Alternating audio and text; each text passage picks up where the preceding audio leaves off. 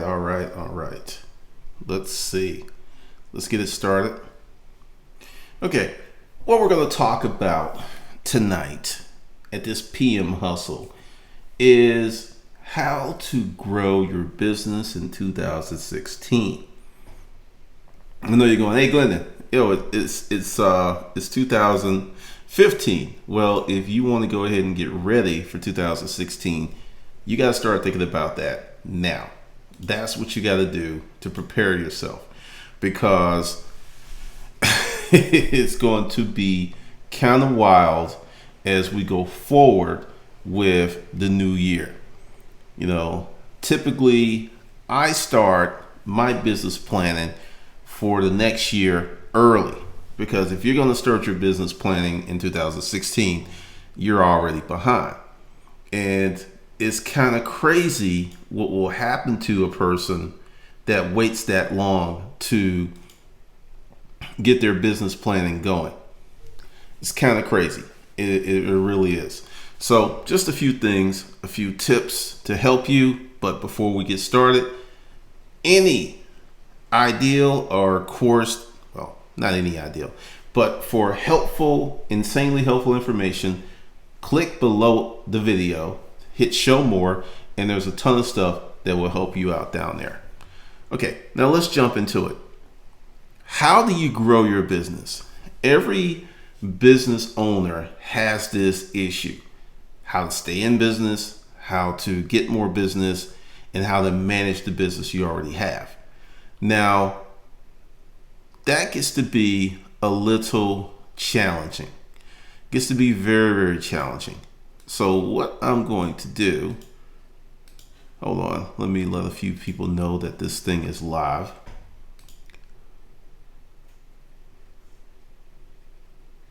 Let's see. Oh, that is hilarious.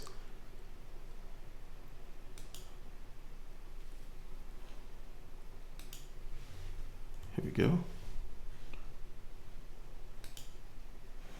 All right, let's get back to it. All right, typically there's a few steps. There's about 6. And the first thing that you have to do as a business owner is plan on growing your business. It has to be a definitive plan to grow your business. And that's something that many business owners do not do. Growth doesn't just happen. You have to think about it, you have to grow it, you have to push it. And many people who start these businesses, they have a plan for getting business, but they don't have a plan for getting both. Now, I understand that may seem like the same thing, but it's not. It is totally different stuff. It is totally different in terms of your orientation, of your planning. All of this stuff is very, very different. So the first step is to plan to grow. You have to plan to grow. You have to put that into the mix. That has to be part of your recipe, because you'll have a marketing plan, you'll have a customer service plan, and the growth plan is kind of intermingled or intertwined with the customer service plan, when the growth plan needs to be completely separate from everything else that you do. Totally separate and a different kind of animal. It has to be. Now, the second step is to write down where you want to be this time next year. This is very, very important. How can you, let's see, I'll give you an example. Say you're hustling, right? As I talked about in my earlier video, and you don't have an economic baseline. You are just out there doing stuff.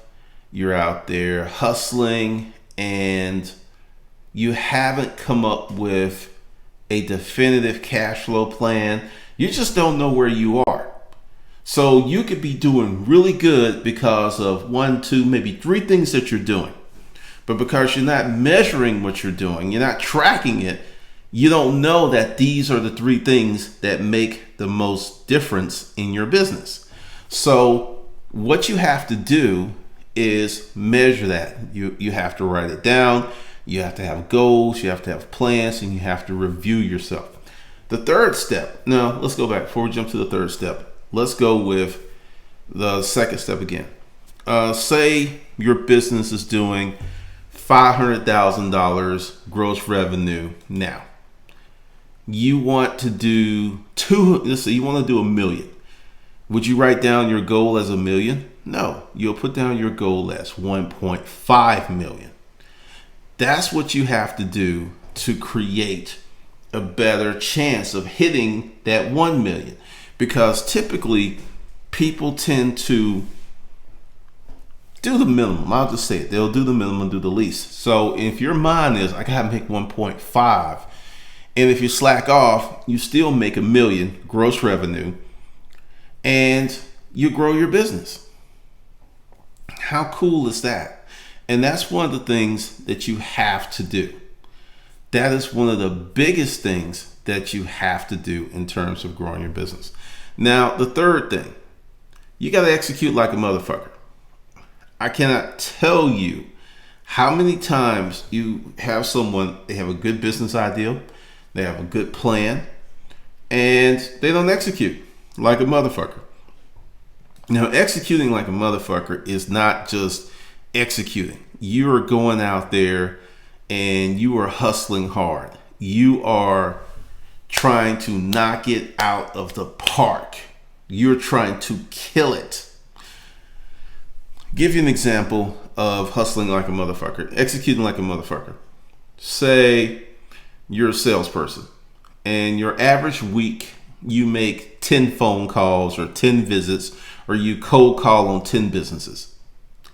Executing like a motherfucker would be you would push yourself to contact 100 businesses in the same week. You will wake up, and you'll wake up early, you'll work late.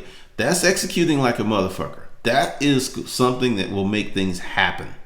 That is something that will create a certain kind of trajectory and a certain level of energy. And these things are really, really important when you are building that business. So that's the third step.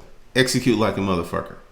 The fourth step, learn to market and network. I know it's not fun, but Casper, the friendly marketer, is not going to show up at your doorstep and come and help you for free. It's not going to happen. It's a nice dream, but it's not. Since it's your business, you will have to execute on that. You'll have to learn how to market. You'll learn how to network. It's more intimidating than it's hard, because many people don't want to do it because they feel that they will fail, and there will be rejection. There will be people who will not buy into what you're selling, and that's cool, because how many things you say no to all day long? You can't count that high. That's just part of the game. You can't let that dissuade you. Now, the fifth step is to reward your goals. Say you're out there, you're hustling, and you hit it. You put down that 1.5 million. This year you're doing 500,000. Next year you put down 1.5 million and you crush it. You do 1.6.